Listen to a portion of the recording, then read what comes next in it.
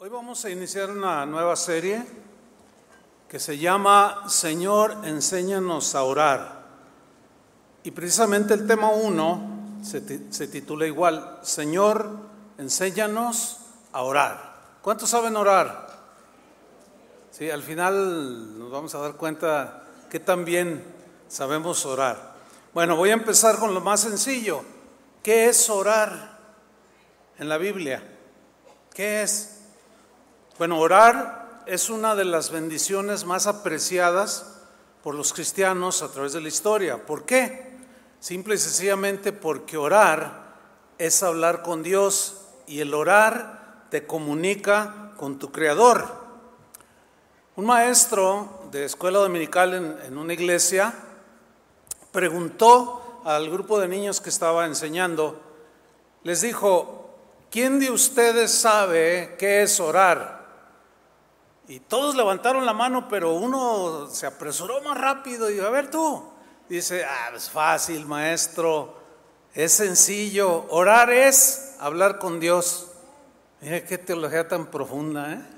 Sin títulos teológicos ni discusiones de ningún tipo, el niño dio la definición más sencilla que hay de lo que es orar, hablar con Dios. Oiga, pastor, pero ¿y qué le digo? Yo no sé qué decirle al Señor. ¿Han ido alguna vez al médico?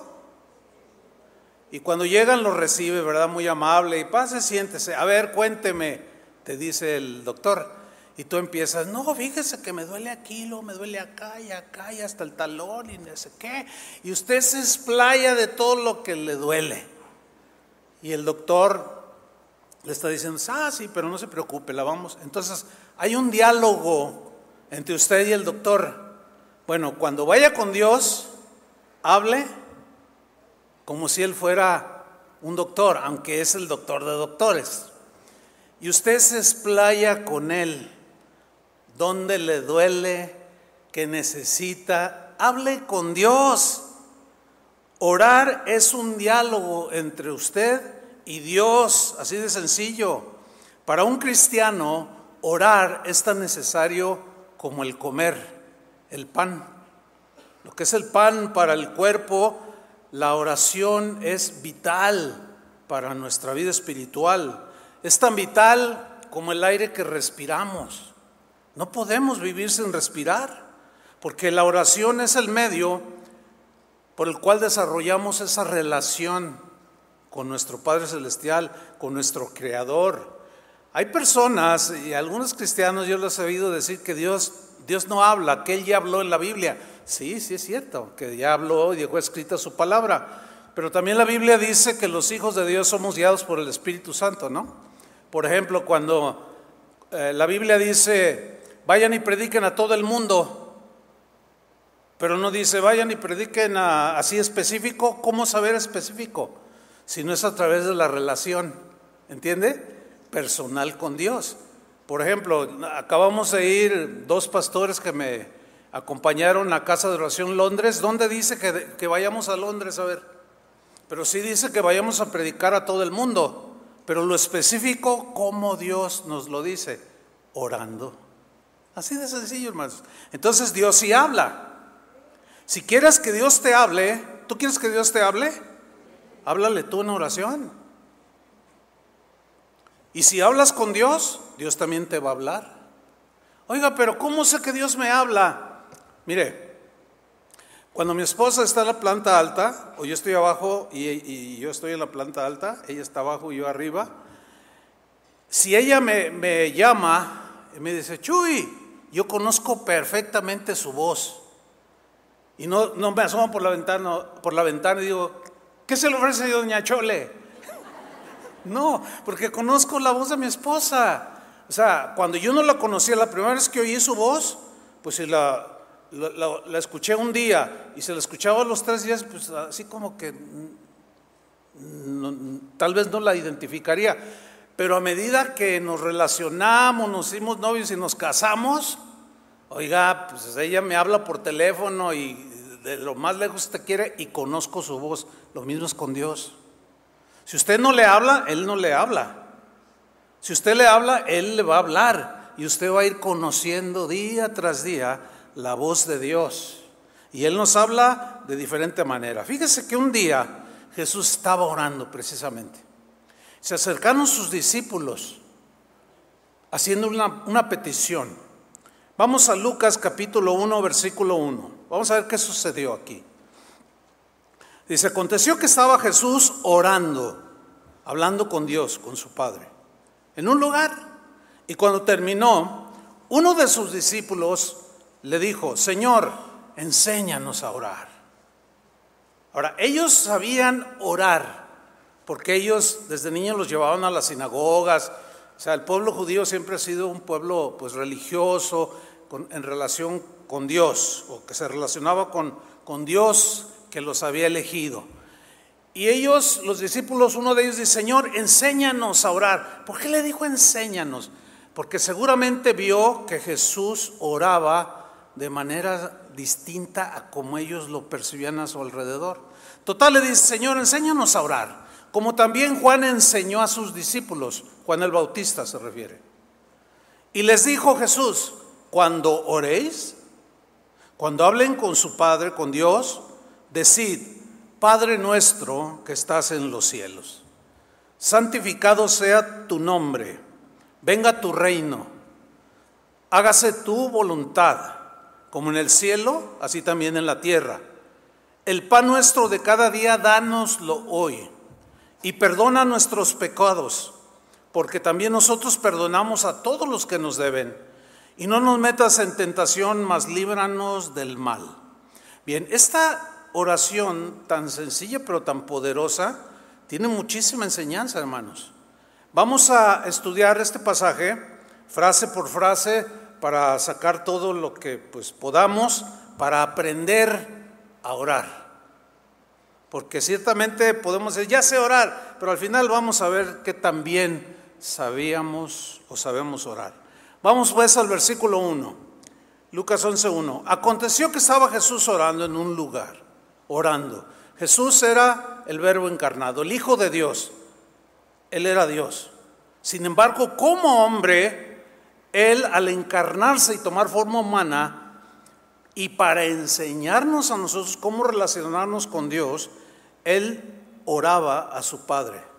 Él tenía como humano la necesidad de comunicarse con Dios el Padre para fortalecerse, recibir instrucciones de su Padre, para hacer la voluntad de su Padre Dios. Jesús como humano mantuvo una relación constante con Dios. Su vida de oración, como Él obraba como ser humano, nos enseña la importancia de estar cotidianamente en contacto por medio de orar con nuestro Dios. Continúo en el versículo 1. Y cuando terminó de orar, uno de sus discípulos le dijo, Señor, enséñanos a orar, como también Juan enseñó a sus discípulos. ¿Qué vieron los discípulos en Jesús que uno de ellos le tuvo que decir, Señor, enséñanos? Algo vieron en la manera en que Jesús se dirigía a Dios el Padre.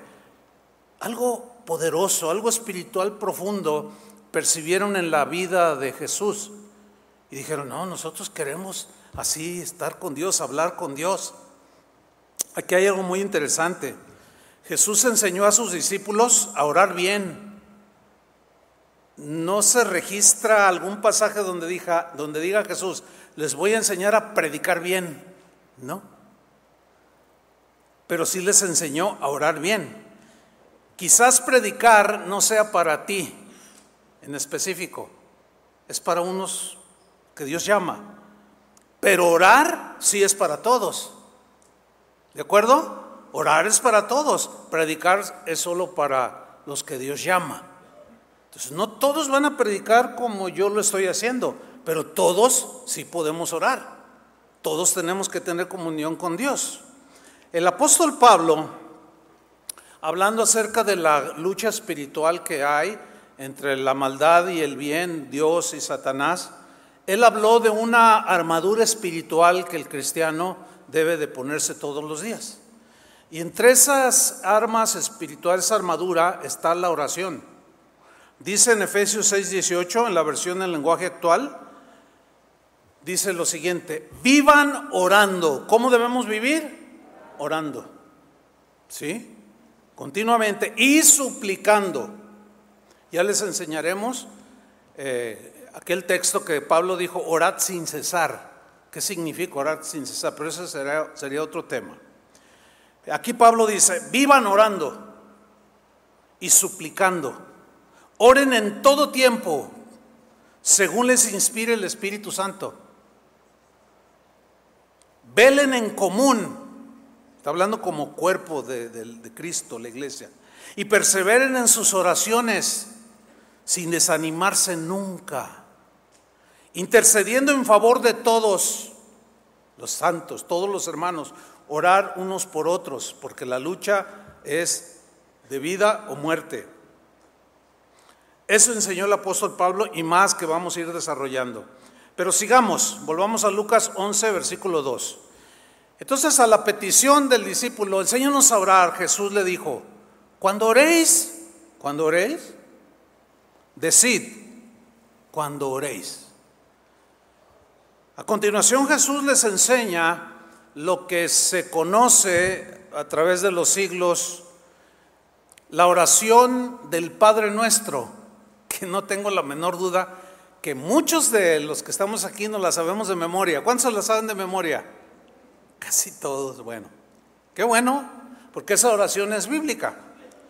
Jesús aparentemente enseñó 2 veces la misma oración. En Mateo capítulo 6, ahí también habla de la oración que se conoce como el Padre Nuestro, y la de Lucas, que es la que estamos estudiando. Hay ligeras variaciones en cuanto a lo que escribió Mateo y Lucas. Sin embargo, el centro del mensaje no cambia, que eso es lo importante. El Padre Nuestro es una oración modelo que encierra todo lo que debemos incluir en nuestras oraciones. Es una oración modelo muy sencilla, pero muy poderosa. Y no cabe la menor duda de que la intención de Jesús al enseñar esta oración, el Padre Nuestro, su intención no era de ninguna manera que esta oración se repitiera de manera sin ton ni son, de una manera repetitiva, que como él mismo dijo: no, miren, ustedes no sean como los que no conocen a Dios, que usan vanas repeticiones, que repiten como mantras, ¿verdad? Así para que suceda algo. No.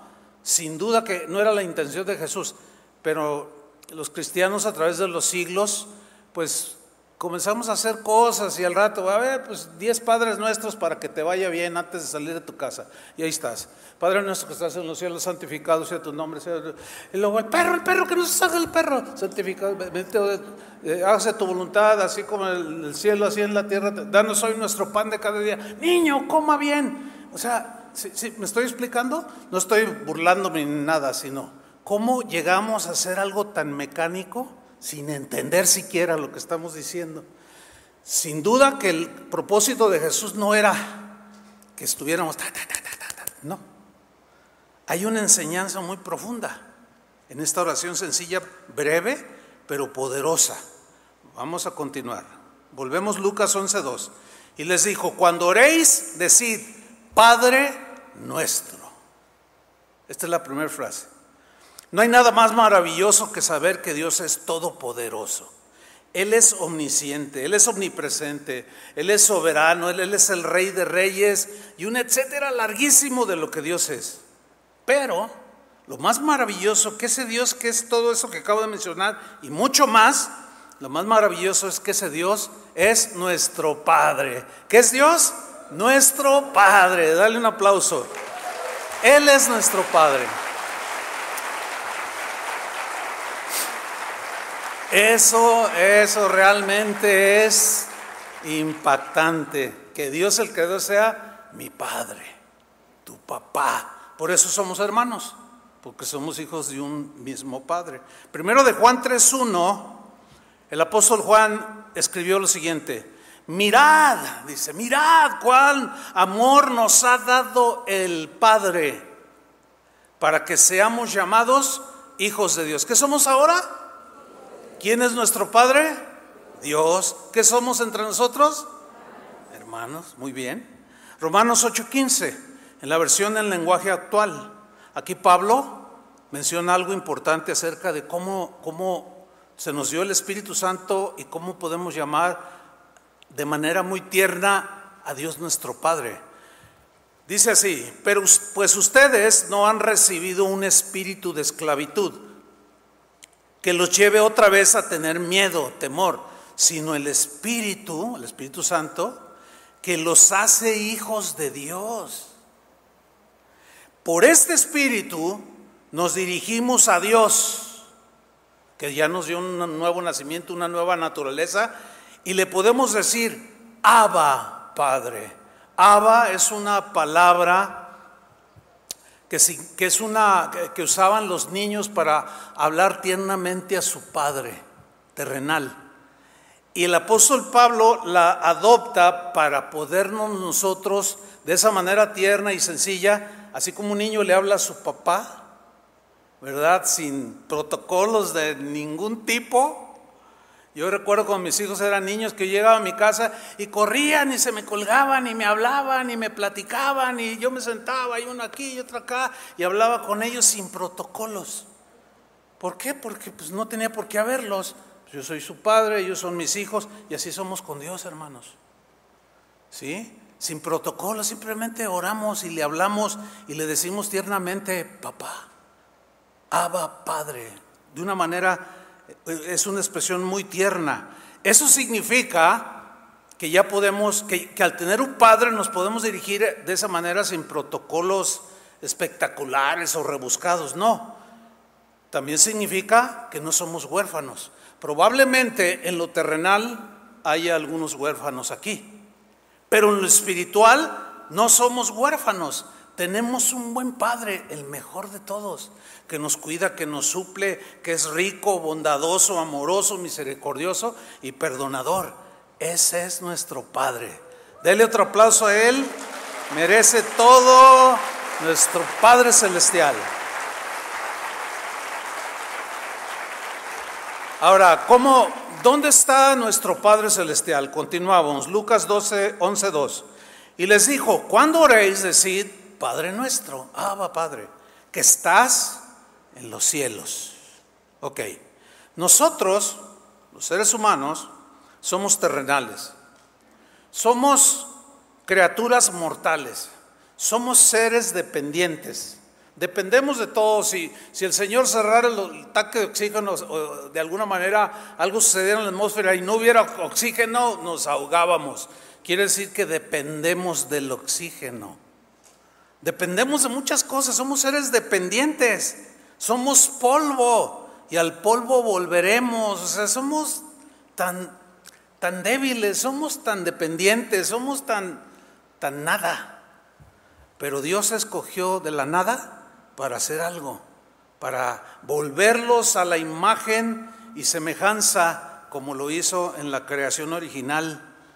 Pero nuestro Dios, al contrario de nosotros, Él es eterno. Él no tuvo principio ni fin. Él es alfa y omega, principio y fin. O sea, antes de Él no hay nada, después de Él no hay nada ni nadie. Él es eterno, Él es increado. Nosotros fuimos creados, Él no. Él habita en las alturas, nosotros habitamos aquí en la tierra. El cielo es su habitación, pero también el Señor habita con el humilde y sencillo de corazón. Y se entiende que esos son los cristianos. O sea, ese que habita en los cielos también habita en donde, póngase su mano en su corazón, aquí habita, en el humilde y sencillo de corazón. Fíjese, el rey Josafat, un rey piadoso del que hemos hablado en otras ocasiones, hizo algo muy interesante. Hizo una oración reconociendo que Dios estaba en el cielo y Él en la tierra. Y como Él era el Altísimo Todopoderoso, necesitaba la ayuda de Él, porque Él, terrenalmente hablando, no podía, con todo el ejército poderoso que tenía. Pero ahí estaban los enemigos que lo duplicaban, lo triplicaban, qué sé yo. Y en 2 de Crónicas 25 dice lo siguiente: entonces Josafat se puso en pie en la asamblea de Judá, o sea, delante de todo el pueblo, y de Jerusalén. En la casa del Señor estaban ahí, como aquí ahora, delante del atrio nuevo, y dijo, y empezó a orar, dijo: Jehová, Dios de nuestros padres, ¿no eres tú Dios en los cielos? La respuesta es sí. ¿Y que tienes dominio sobre todos los reinos de las naciones? Sí. ¿No está en tu mano tal fuerza y poder que no hay quien te resista? O sea, está diciendo, tú estás sobre todo y sobre todos, y eres todopoderoso, y te necesitamos, Padre. Nosotros somos débiles y terrenales y no podemos, y Dios acudió en su ayuda. Lo mismo es cuando oramos así de manera sencilla, Él viene en nuestra ayuda. El Salmo 115, versículo 3, dice el salmista: nuestro Dios está en los cielos.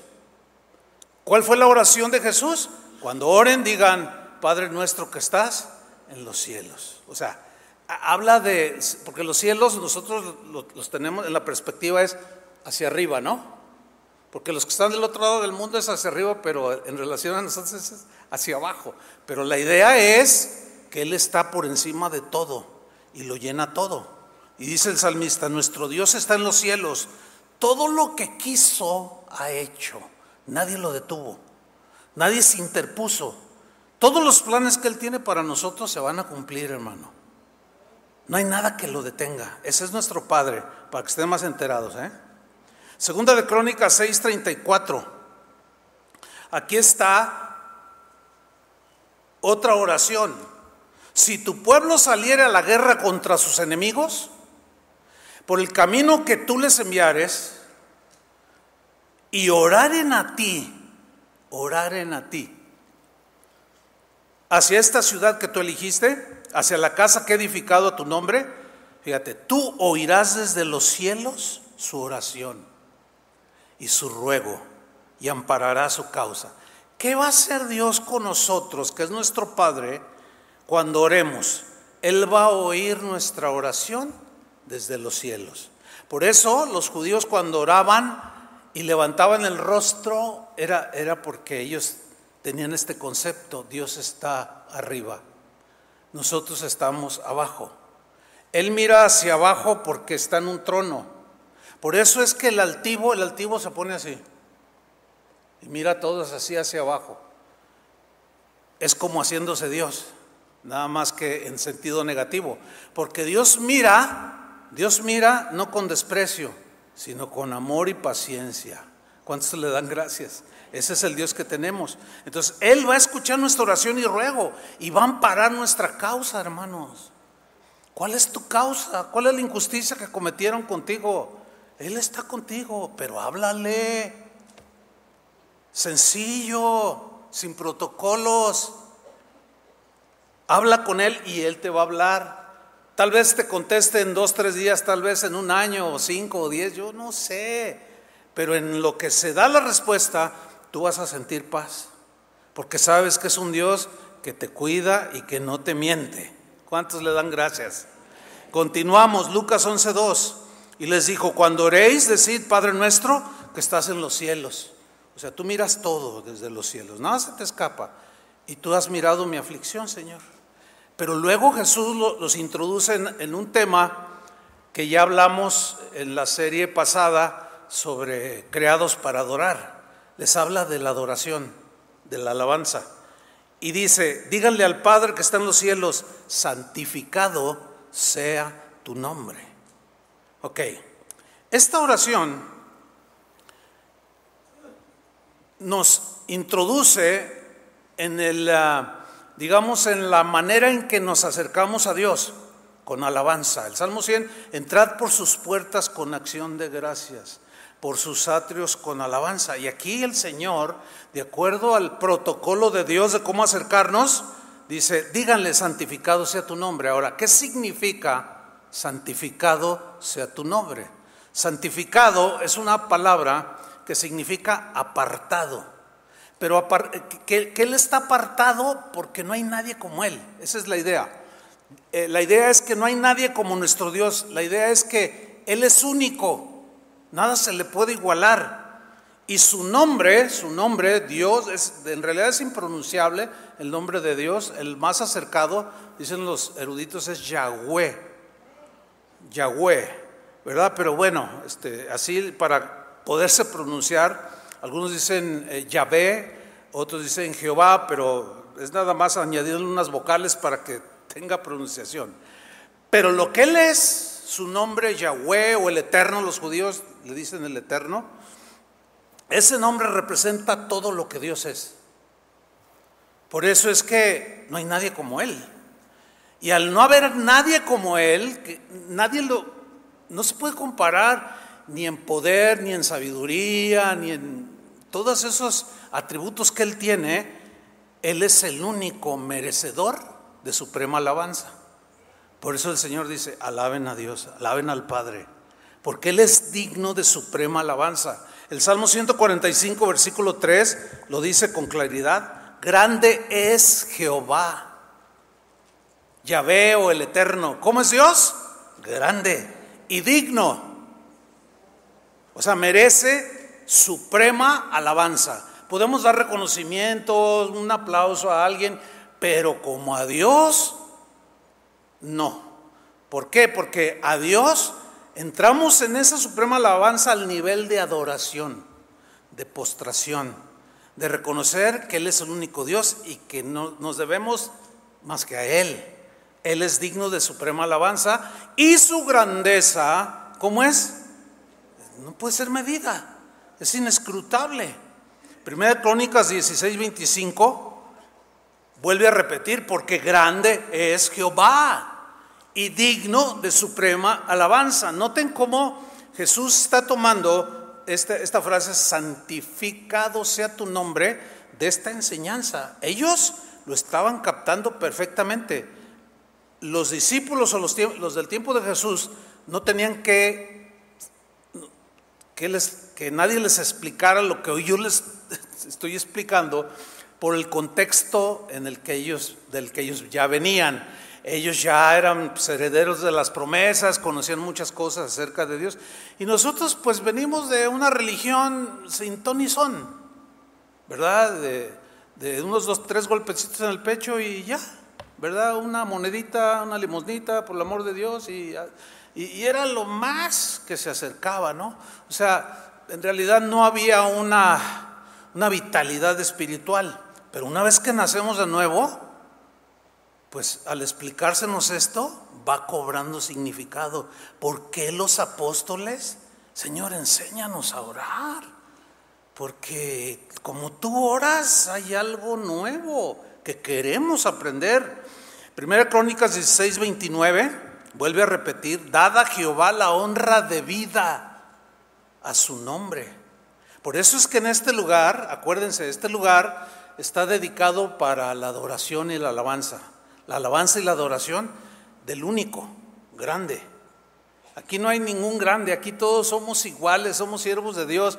A uno nos tocó hacer una cosa, a otros otra cosa, pero todos somos un cuerpo en Cristo, que nos juntamos alrededor de nuestro Señor, ¿sí? Y que Jesús es el centro de nuestra reunión. Jesús es el centro de nuestro mensaje. Jesús es el centro de nuestros cantos, ¿verdad? En algunos, ramificaciones del cristianismo, de pronto, pues que le hacen un canto al pastor. Yo la verdad, no sé, no quisiera que alguien, pastor, le compuse un canto. No, sácate por allá. No, yo no quiero que me cantes un canto, cántaselo a Dios. Ahora que estábamos en Inglaterra, en Londres, fuimos a una iglesia, se llama San Pablo, es una catedral impresionante, metodista. El fundador del metodismo fue Juan Wesley, un cristiano muy, muy respetado, muy conocido. Y hay una estatua de él como de, no sé, 3 metros, grande la estatua. Y dice, en honor a Juan Wesley. Y yo me paré allí y lo vi. Dije, mira, yo sé que si estuvieras vivo, tumbabas esto, porque era un hombre bien entendido. Pero lo que hicieron después con él, pues ahí él ya está con el Señor, Pero somos idólatras, hermanos. Por eso tenemos que cuidar en honor a... Yo estoy convencido, por lo que sé quién es ese personaje. Fue una persona que hizo un avivamiento de hace siglos ya, un par de siglos atrás, y se fundó la denominación metodista. Cristianos, mis respetos para esa rama del cristianismo, pero estoy convencido que él no recibiría eso. ¿Por qué? Porque él sabía que la honra de vida es para Dios, que el reconocimiento total y suprema alabanza es para Él. Así es que no esperen otra cosa en este lugar. Amén, hermanos. Dale un aplauso de alabanza a su nombre. Amén.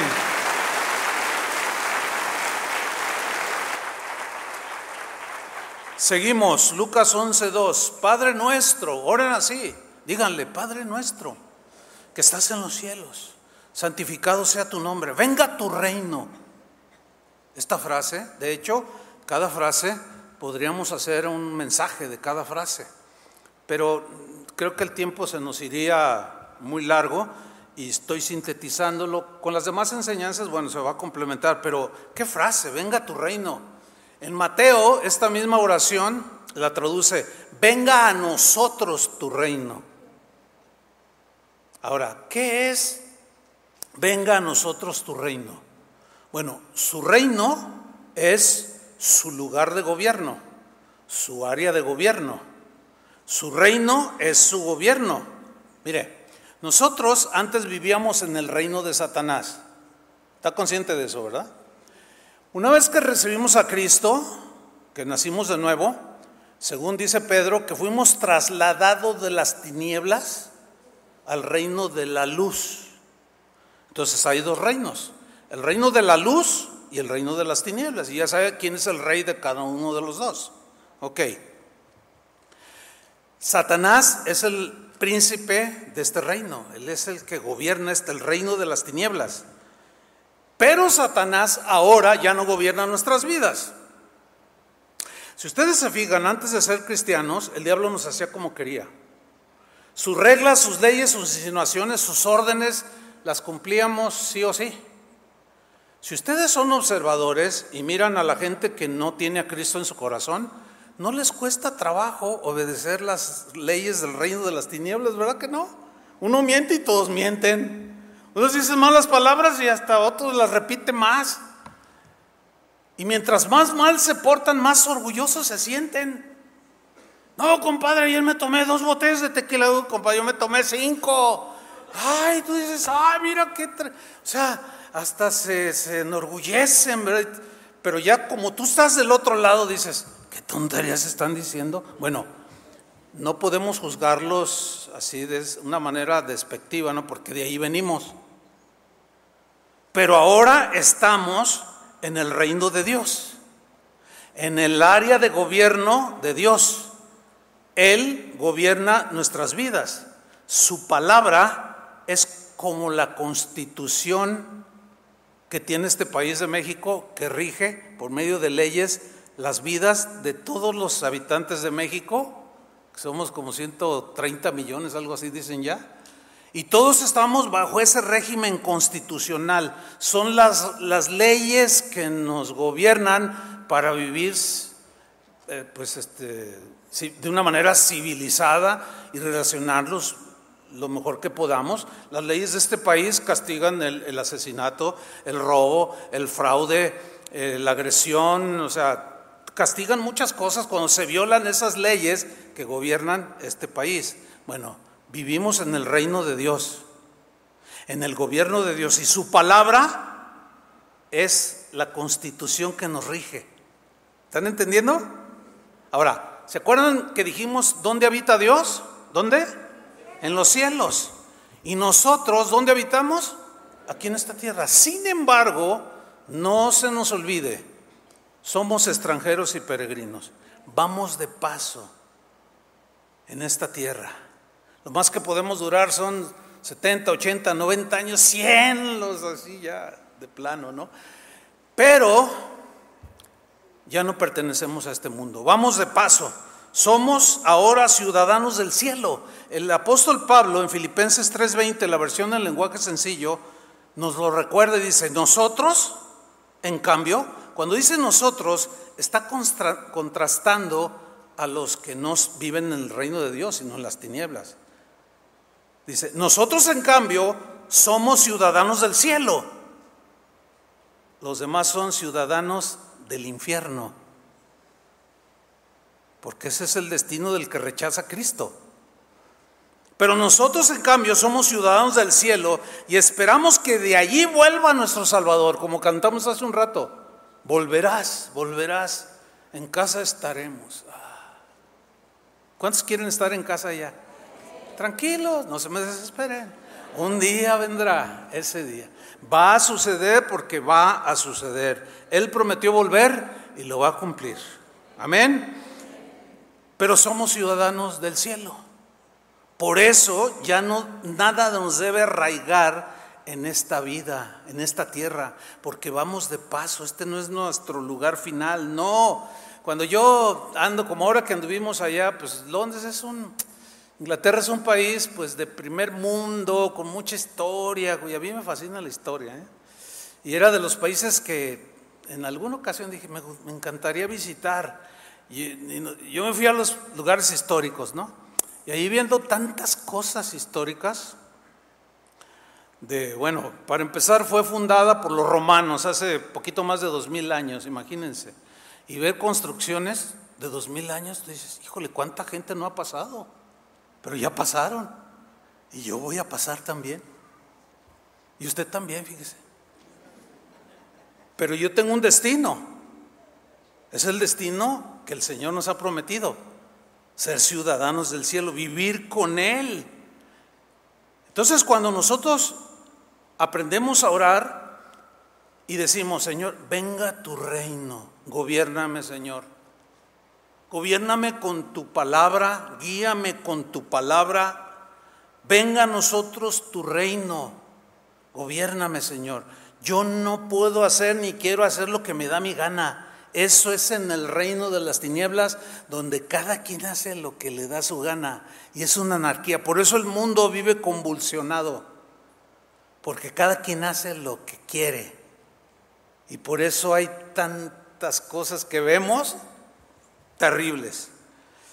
Seguimos, Lucas 11:2. Jesús les dice, cuando oren, digan Padre nuestro, y ellos, Dios es nuestro Padre, porque lo miraban así como lejano, como los dioses de la mitología griega, ¿verdad? Los griegos decían, pues sí, ahí está Zeus, ahí está todos esos dioses que ellos en su mitología fabricaron, pero ellos ni han olvidado a los humanos, ellos están lejos. Y esas eran las filosofías que prevalecían en los tiempos de Jesús. Y el Señor dice, Padre nuestro que estás en los cielos, pero estás aquí también. Y eso como que les impactaba, a diferencia de los dioses griegos que estaban lejísimos y la gente se sentía lejos de sus dioses. Pero nosotros estamos cerca del Creador de todo, amén. Santificado sea tu nombre, venga tu reino. Y mire la frase que viene a continuación, hágase tu voluntad como en el cielo, así también en la tierra. Ok, todos conocemos aquella historia de que hubo una revuelta allá en el cielo. Uno de los ángeles más poderosos armó una rebelión, una revuelta. Se rebeló contra el Creador, quiso ser igual a Él. Y Dios tuvo que expulsarlo. Eso le sucede a los rebeldes. Tú no puedes estar en mi presencia. Pero al ser expulsado, Satanás o lucero de la mañana en ese tiempo, posteriormente se le denominó Satanás, que significa adversario, se volvió el adversario de Dios. No puedes habitar aquí en mi presencia. Y lo echó, lo expulsó. Pero Satanás logró convencer a una tercera parte de ángeles para que lo siguieran. Acuérdense bien de esto, cristianos. Cuando alguien te incite a la rebelión, nada más acuérdate de los ángeles que siguieron a Satanás. Todo aquel que sigue una rebelión de cualquier tipo que sea, es rechazado por Dios, porque Dios aborrece la rebelión.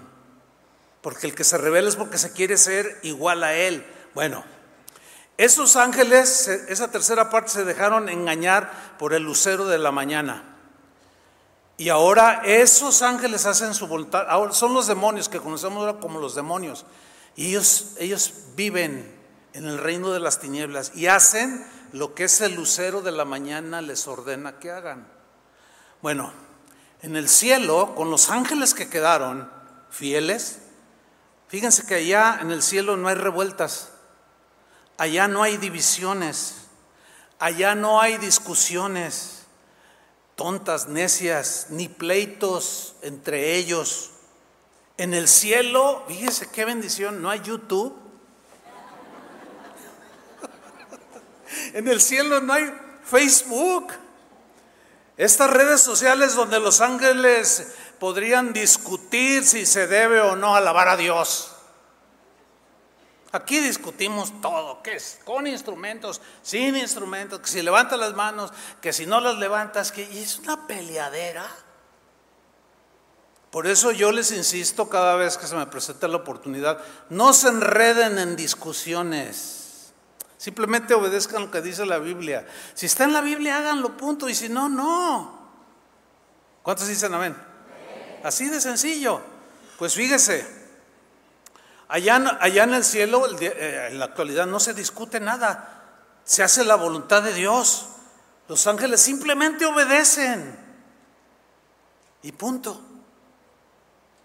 En el cielo siempre se hace su voluntad. Bueno, Jesús les dice, cuando oren digan, Padre nuestro que estás en los cielos, santificado sea tu nombre, venga tu reino, gobiernos, hágase tu voluntad como en el cielo, así aquí en la tierra, Señor. Ahora, ¿quién vive aquí en la tierra? Diga, pues nosotros. Ahora bien, ¿quién va a hacer la voluntad de Dios aquí en la tierra? ¿Los que no conocen a Dios o los que conocen a Dios? ¿Quiénes son los que van a hacer la voluntad de Dios aquí en la tierra? ¿Los cristianos o los no cristianos? Dígalo. Los cristianos. ¿Cuántos son cristianos? Bueno, entonces ya se entiende que nosotros vamos a hacer aquí la voluntad de Dios. Ahora bien, yo he notado a través de los años, y más en estos tiempos, pues digamos finales, un rasgo muy interesante, digo interesante en el sentido de que me doy cuenta que un buen número de cristianos no entienden que los no cristianos van a obrar y accionar conforme a lo que son no cristianos. ¿Por qué digo esto? Porque yo me doy cuenta de cristianos que se escandalizan cuando los no cristianos aprueban leyes como el aborto, como la diversidad de género, el matrimonio entre personas del mismo sexo, y cristianos se escandalizan y ay, no, ¿cómo es posible que hagan eso? Oiga, no, es que mire, no deberíamos escandalizarnos por la simple y sencilla razón de que si entendemos que los que no son hijos de Dios, pues no son gobernados por sus leyes, los gobierna otro, entonces ellos van a hacer lo que les dice su gobernante. El cornudo, pues, bueno, dicen, pero no tiene. Así lo pintaron en la Edad Media, ¿no? Entonces, no debería de sorprendernos. Es como si a mí me sorprendiera de que voy allí en el campo y de pronto sale un puerquito, un cerdito, ya que están bien bonitos cuando están chiquitos, y uno los quiere agarrar, ¿verdad? Y de pronto está un charco allí y se revuelca, y a mí no me sorprende eso. ¿Saben por qué? Porque yo sé que esa es su naturaleza. No digo, ay, mira, ay, se está revolcando en el lodo, ay, no, y me escandalizo. Los demás ven, ay, este cuate, ay, pues es un cerdito. El león se comporta como el león, los cerdos como los cerdos, los patos como los patos. Las palomas son diferentes, todos son diferentes, nosotros somos diferentes. a todo, porque Dios es nuestro Padre y somos sus hijos.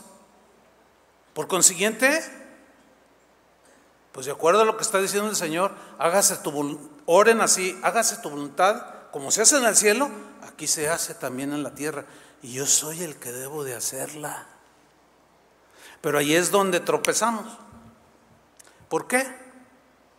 Pues porque cuando la ley, hay leyes aquí terrenales que no nos gustan, ¿verdad que no? ¿A quién les gusta la ley fiscal del IVA?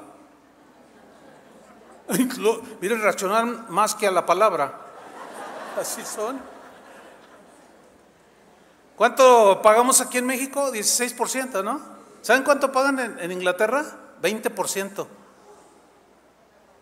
¿Cuántos se quieren ir a vivir allá? Pero la gente allá está contenta, entre comillas, ¿no? ¿Por qué? Porque pues, allá se roban menos el dinero que aquí. Pero mire, escúcheme bien. Pablo dice en Romanos 12:2 algo muy importante que va de acuerdo con la oración de Jesús. Romanos 12:2 dice: no os conforméis a este siglo, sino transformaos por medio de la renovación de vuestro entendimiento, de sus pensamientos. La Biblia dice que tal el pensamiento del hombre, tal es él, tal acciona. Si yo pienso que me puedo casar con otro hombre, pues me caso con otro hombre. La gente, por lo general, hace y vive conforme piensa. Entonces lo lleva al terreno de los hechos. Bueno, pero aquí nos dice, ustedes son diferentes. Ustedes ya no son de las tinieblas. Ahora, ustedes que fueron sacados de las tinieblas, traían un montón de pensamientos torcidos, conductas torcidas, pecaminosas. Y ahora tienen que renovar su entendimiento. Ahora tienen que empezar a pensar como piensa Dios acerca de lo bueno y de lo malo, de lo justo y lo injusto. Porque los pensamientos de Dios son más altos que los nuestros. Y nosotros debemos de subirnos al nivel de sus pensamientos, porque Él nunca se va a rebajar al nivel de los nuestros. El hecho de que veamos hoy en iglesias cristianas que ordenan a una mujer lesbiana como ministro del evangelio o a un hombre como un pastor de una iglesia cristiana siendo homosexual, tú les preguntas, oye, pero no, pues es que Dios es amor, Dios es esto, y tienen sus ideas torcidas. ¿Me están entendiendo, verdad? Bueno, no saben distinguir entre lo bueno y lo malo, punto. Pero nosotros tenemos que renovarnos. ¿Para qué tenemos que renovarnos? Fíjate lo que dice al final del versículo.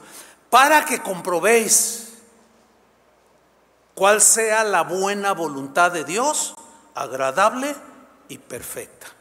Bueno, el mismo versículo, en la versión del lenguaje actual, se los voy a leer. Romanos 12:2. Dice así: no sigan la corriente del mundo en que vivimos. A ver, otra vez. No sigan la corriente del mundo en que vivimos. Entonces, reflexionamos, ¿cómo vive el mundo? Sobre de qué cosas va detrás el mundo, qué persigue la gente de este mundo, los que viven en el reino de las tinieblas. ¿Cómo vive esa gente en el reino de las tinieblas? Bueno, ustedes no sigan esa corriente, porque ya no son del mundo. Como dijo el apóstol Juan, ustedes estamos en el mundo, pero ya no somos del mundo. Bueno, Pablo dice, no sigan la corriente del mundo en que vivimos, sino más bien transfórmense a partir de una renovación interior del corazón, del entendimiento, del sentido, ¿sí? De la conciencia. Y luego añade en esta traducción, así sabrán distinguir, me gusta esa palabra, así sabrán distinguir. Yo sé distinguir los colores porque así me creó Dios y sé distinguir el rojo, pero hay gente, bueno, del verde, el blanco, pero hay gente que tiene enfermedades en los ojos, ¿no? Y ve nada más dos colores, otros solamente en blanco y negro, otros confunden el rojo con el verde y o sea, están dañados de la vista. Bueno, hay una vista espiritual también, que nos ayuda, que se agudiza y está sana cuando nos alimentamos sanamente con las leyes de Dios, con la palabra de Dios, y podemos distinguir todo bien. Podemos distinguir entre lo bueno y lo malo. Fíjate cómo dice aquí, Así sabrán distinguir cuál es la voluntad de Dios. Podrán distinguir lo que es bueno. Podrán distinguir lo que le agrada a Dios. Lo que está en su perfecta voluntad lo podrán distinguir. Hay quienes no lo pueden distinguir. A lo bueno le llaman malo, como dijo el profeta. A lo malo le llaman bueno. Fíjate, hoy le aplauden al que comete fraudes más ingeniosos. Dice, ¡ay, qué inteligente! Quisiera ser como él. Y luego salen los tiktokeros, los youtuberos haciendo una de tonterías. Y todos los chavos, ¡ay, yo quiero ser como él! Y tú dices, ¿quieres ser como él? No inventes. No, sí que tiene, se hizo rico, millonario en un año. No saben distinguir lo bueno de lo malo, de lo que les beneficia y de lo que les perjudica. No saben. Por eso es importante renovarnos a través de la palabra de Dios. Fíjate, Pablo en Efesios 5:17 dijo lo siguiente: por tanto, no seáis insensatos, torpes, sino entendidos. ¿Están leyendo ahí arriba? Sino entendidos de cuál sea la voluntad del Señor. Entendidos de cuál sea la voluntad del Señor. ¿Tú crees que sea la voluntad de Dios ayudar al necesitado? Sí, sin embargo, pues me estaba enterando que hay políticos ahorita que dicen, no donen, porque como hay una cuestión política ahí, dicen, no donen, no ayuden, que el gobierno les ayude. Y le dicen a la gente que no ayude. Tú dices, ¿cómo? Pues sí, yo ayer estaba viendo unas noticias. ¿Cómo que es político, que supuestamente usa la política para beneficiar al pueblo? Dice, no donen, que los mantenga el gobierno. Y tú dices, bueno, sí, el gobierno es parte, pero también nosotros somos parte, ¿sí o no? Pero no saben, están confundidos y cometen muchísimos errores. Ahora, este mismo versículo, Efesios 5:17, en la versión del lenguaje actual, sin eufemismos, sin tratar te lo dice más claro, dice, no sean tontos. No sean tontos, sino traten de averiguar qué es lo que Dios quiere que hagan. Que esta traducción está así como contundente y así como cuando oramos sin protocolos, directa y al corazón. Pone el dedo en la llaga, como decimos. No sean tontos, sino traten de averiguar qué es lo que Dios quiere que hagan. Bueno, ¿qué Dios quiere que hagas en tu trabajo? ¿Qué Dios quiere que hagas con tu familia, con tus negocios, con el prójimo? ¿Qué es lo que Dios quiere?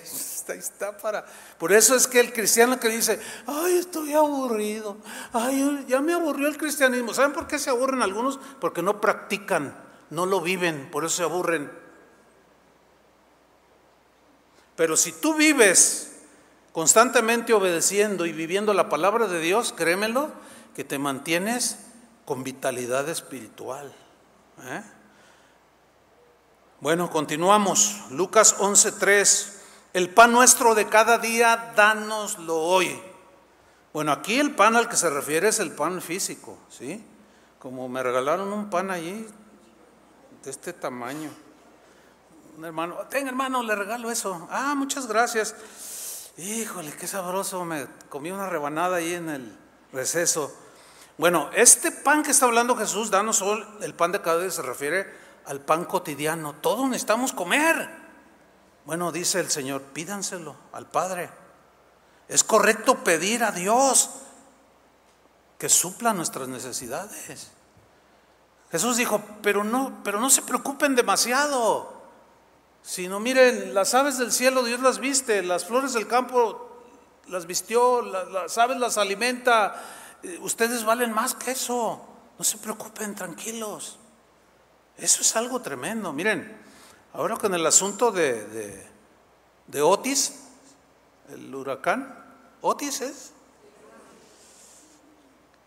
terrible, hermano. Mire, yo tengo comunicación desde el primer día. Trataba de comunicarme con el pastor y no era posible, se cortó las comunicaciones de casa de oración en Acapulco. Pero en Chilpancingo, que son como 100 kilómetros de distancia hay otra casa de oración. El pastor se llama Oscar. Y con él sí pude entablar. Oye, ¿cómo estás? Dice, pues acá, pues sí se sintió así fuerte, pero no como en Acapulco. Le dije, oye, necesito que pues te hagas cargo de allí. Sí, pastor, ya estamos ahí. Y bueno, bien difícil la comunicación. Y ahí estábamos esperando, buscando. Finalmente tuvimos alguna comunicación. Dice, pastor, logré entrar a Acapulco. Dice, no se imagina cómo está. Está destruido. ¿Y cómo están los hermanos? Me dice, fíjese, pastor, que ninguno perdió la vida. Todos están bien. Ese es ya para empezar. Dice, pero algunos de ellos perdieron todo. O sea, sus casas ya no existen. Se quedaron con lo que traían puesto. Es algo terrible, hermanos. Sin embargo, aquí es donde entra todo esto. No hay comida, no venden comida, pero los hermanos de Chilpancingo lograron comprar, por eso las ofrendas empezamos a solicitarlas y empezaron a fluir a esa cuenta. Ellos retiran de ahí, van y compran. El primer viaje que hicieron, se dieron cuenta que la gente en el camino afectada detenía los autos para saquearlos. Y era peligrosísimo, no pudieron entrar el primer día, pero Dios los iluminó y se fueron en la noche.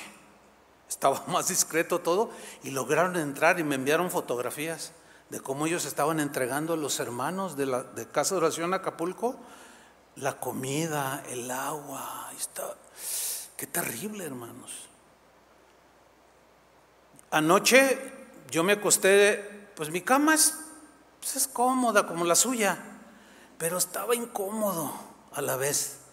Decía, ay Señor, pues gracias que pues no tengo un sobresalto, pero ¿y mis hermanos allá?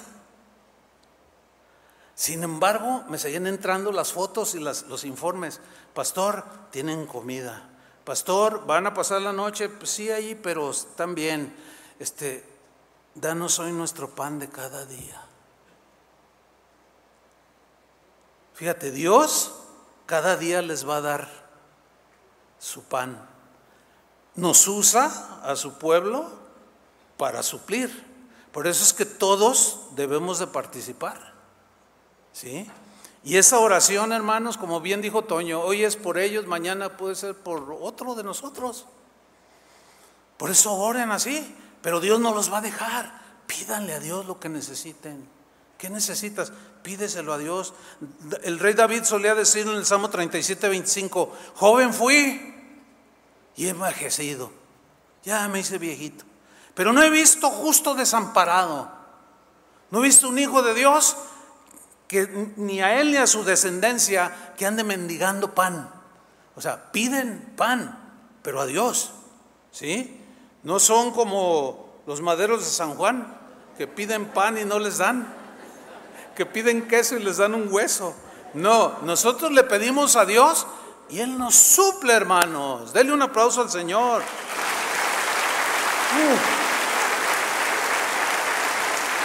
Fíjese, los israelitas cuando salieron de Egipto duraron 40 años en la travesía.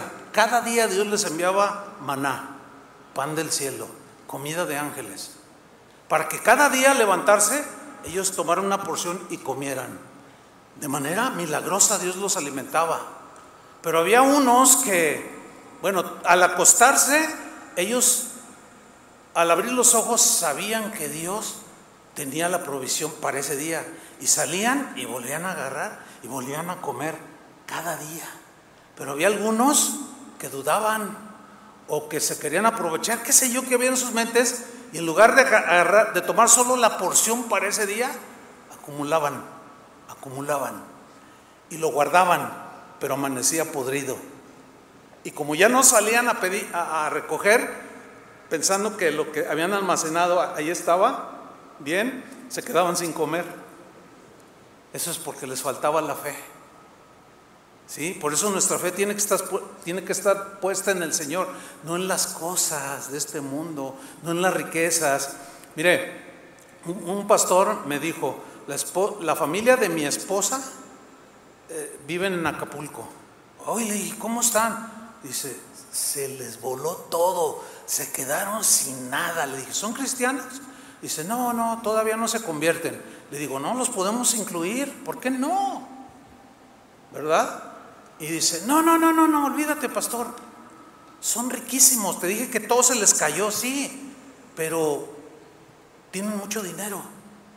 Bueno, hay gente, fíjate, que ya no pide su pan de cada día, dánoslo hoy, porque confía en lo que tiene guardado. Pero ¿se dan cuenta? ¿Cuánto duró el huracán?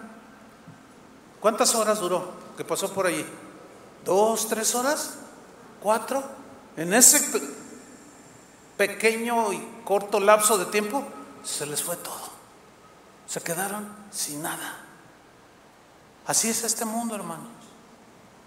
Pero con Él tenemos asegurado nuestro pan de cada día. Dale un aplauso porque Él lo merece. Gracias, Señor. Continuamos, versículo 4. Continuamos, Lucas 11:4. Y perdónanos nuestros pecados. Oren así. Todo lo que ya hemos explicado, dice, y también díganle al Señor, Señor, perdona mis pecados, todos los que he fallado, todo lo que hice ayer, anoche, qué sé yo, perdóname, Señor.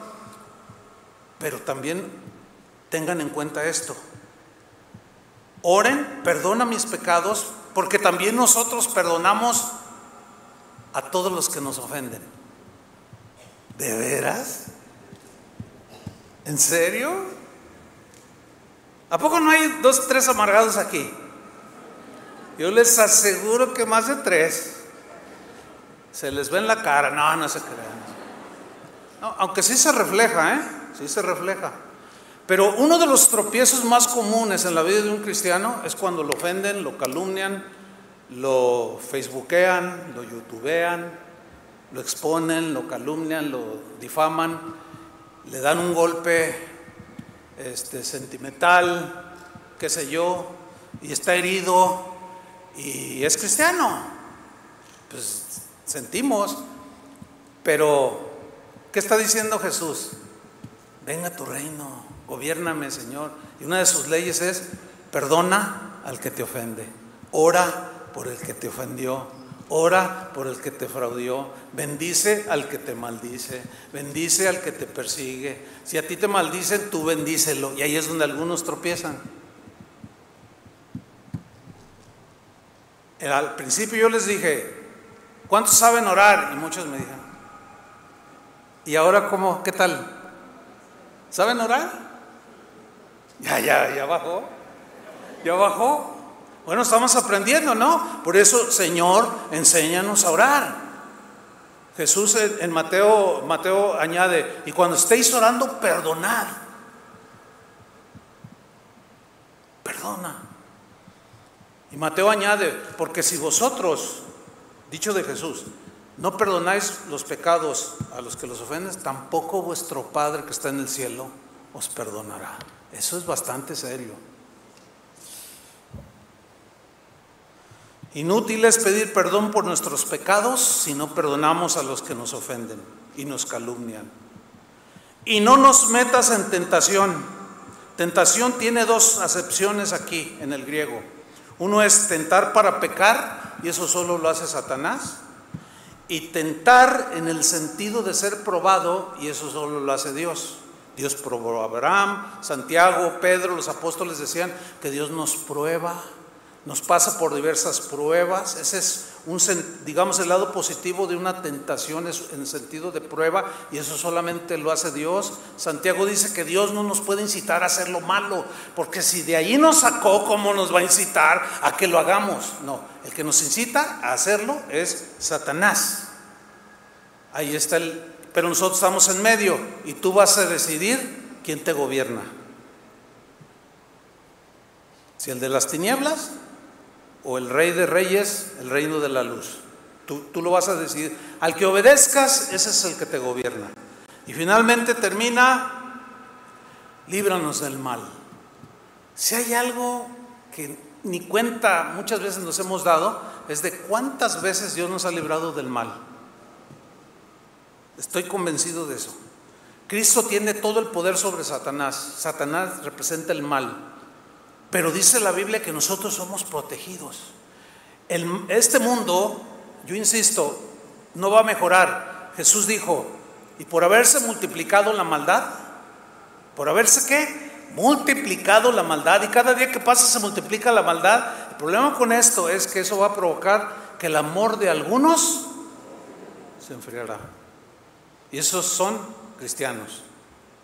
¿Por qué se van a enfriar? Porque deciden amargarse, deciden ser arrastrados por la corriente de este mundo.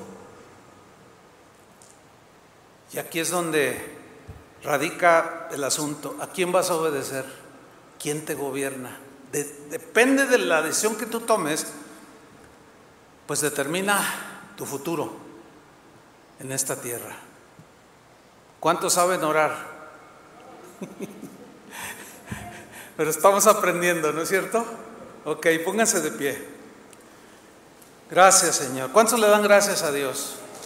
Ok, levanta tus manos a Dios y dile: Señor, muchas gracias, Señor, por tu palabra. Dile conmigo esta oración. Dile: Padre nuestro que estás en los cielos. Ahora ya tenemos más entendimiento de esto. Santificado sea tu nombre. Repítelo en voz alta. Santificado sea tu nombre. Venga tu reino. Gobiérname, Señor. Hágase tu voluntad como en el cielo, también en la tierra. Ayúdame a hacer tu voluntad, Señor. Provéeme del pan cotidiano. Cada día tú eres mi proveedor. Perdona mis pecados, porque yo también quiero perdonar a los que me ofenden. Y Señor, prueba mi corazón, pero guárdame del mal. Guárdame de las tentaciones. No me dejes caer en ellas, Señor. Líbrame del mal. Porque tuyo es el reino, a ti pertenecen la gloria, la honra y la alabanza. Levanta tus manos y ahora con tus propias palabras, así sencillo. Maestro, ¿qué es orar?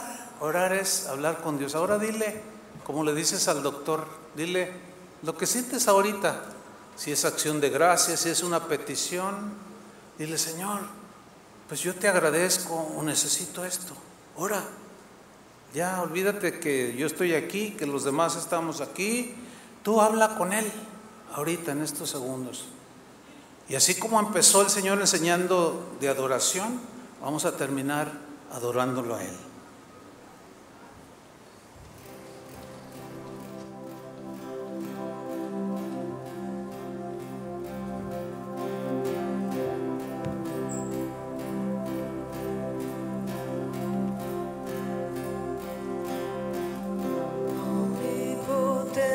Señor, digno de gloria y poder, fuerte y sabio Dios, nos humillamos a ti.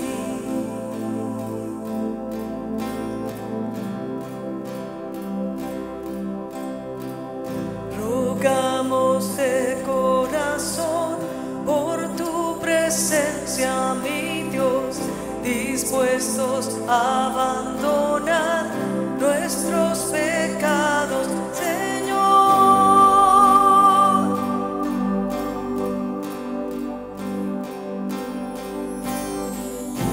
Estén abiertos tus ojos y míranos.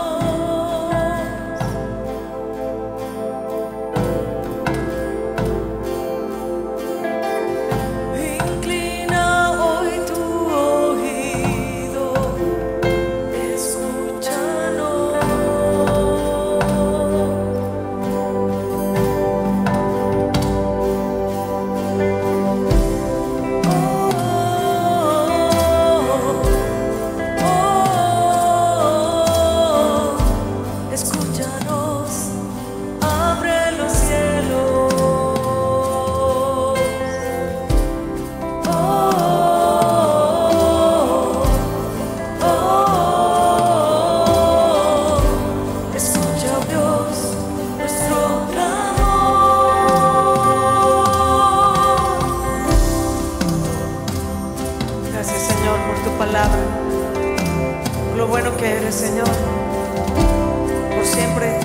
guiarnos hacia ti.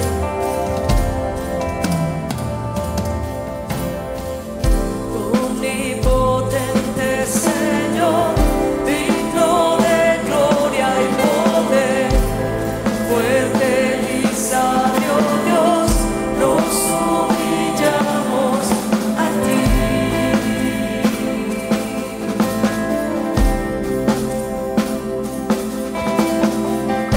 Rogamos el corazón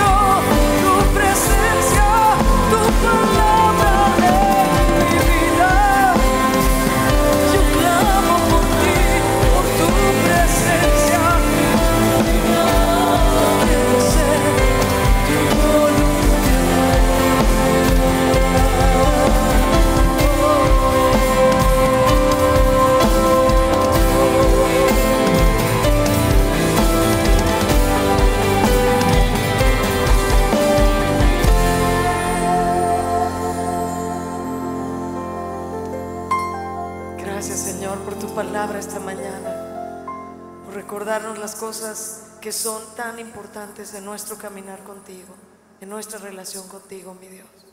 Gracias, Señor.